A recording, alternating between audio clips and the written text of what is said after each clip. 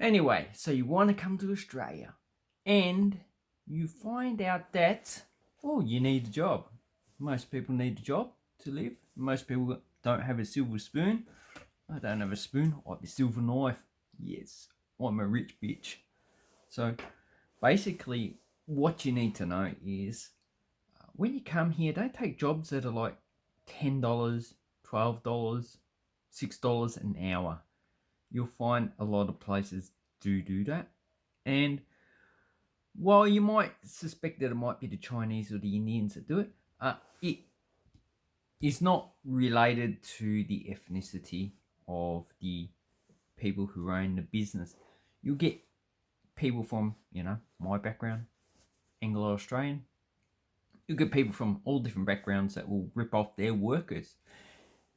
Look up farms in Australia, farm wages. Now, they have had a big problem with underpaying their employees. That's why they wanted to increase the number of immigrants or temporary working migrants coming into Australia because, they can rip them off. They can underpay them. They can say, oh, yeah, you got to live here. You got to do this and that. Oh, you can't have guys. Oh, you also got to sleep with me. What else? Oh, yeah, you have to pay, all your wage plus an extra $500 in rent per week. That's basically it. So, when you come to Australia, the minimum wage you should be getting. So here we have a website, Fair Work Australia. Hopefully that. So, and the minimum wage is $20.33 per week. That's for anyone not covered by an award. And the awards, like my award, I work in a bakery. Don't work in a bakery. Pretty bad. Is $22. And, out of the trades, bakery is actually one of the worst paying. So, don't take any job that pays less than $20.33. That's for over 18s. If there is a under 18s, there is a different pay rate. I'm not too sure how much it is, but because that under 18 would have a parent, it's up to you, the parent, to make sure they get paid right. So the whole idea is, if you have a problem with your employer when you get here and you start working, and this is not only for people who come from overseas, this is also for Australians. If you have a problem with your employer, you go to Fair Work.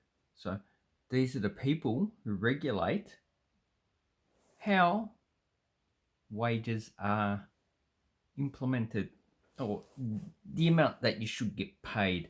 And they also, so they look at starting employment conditions, so the conditions that you should be working under, ending employment, so how much leave notice you should give. Like I've been with 8 years, I'm going to give 4 weeks notice next week because their wage hasn't increased for 9 years. I've been there 9 years. The wage hasn't. It's gone from $20 when I was first there to $22 now. Yeah, no, I'm getting sick of it. Okay, workplace problems. So if you're having problems with other people who work there, or even more than likely with the managers and people who own the place, that's who you go to. And you've got tools and resources. So you've got pay calculator, leave calculator. No, there's some redundancy calculator. So if you work in Victoria, if you work more than 7 years, you get a long service leave. So long service leave, I think it's about 3 months of the pay that you were getting when you left, or just the pay that you get. Usually they can't pay you out I assume if you quit, they can pay you out, but why you still work there, they can't pay you out.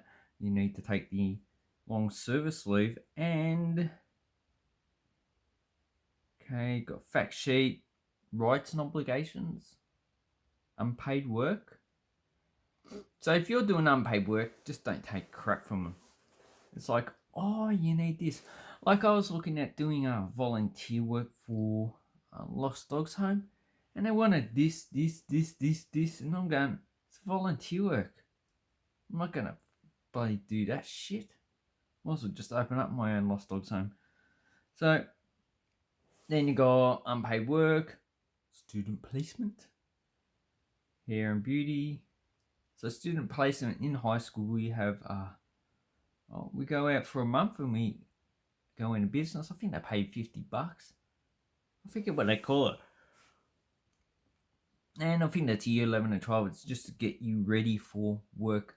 And a lot of people in high school do go to work anyway. Okay, unpaid work, print and broadcast media industry. And there's another one for professional service industry, hospitality industry, hair and beauty industry. Okay, health for small business. So this is where you should be getting all your information if you're a worker, but not only that, if you're a business, you know. So this can apply if you're starting your own business. You need to look at this and obey the laws, because Australia has a policy that if you're a convicted criminal, I think it's more, I can't remember the time limit in prison, probably 2 or more years or something like that, they deport you. So you don't want to open a business, be convicted of a crime, because underpaying your staff, not paying them money is a criminal offence in Victoria now. It used to be, it was a civil offence and you'd have to take them to court, but now, because it's a criminal offence, the government will take them to court and they can get a criminal conviction if they don't pay wages. So it's not really worth doing that anymore. And just say you're from China or India or even New Zealand. There's been a lot of cases where New Zealand's been deported, even if they come here when they're babies. So, yeah, that is basically it. Don't pay less than $20 $33 if you're a business. Don't accept less than $20 $33 an hour if you're an employee. Anyway, hope this helps. And if you have any problems, go to Fair Work Australia. Hopefully I'll put a link down below. And take care.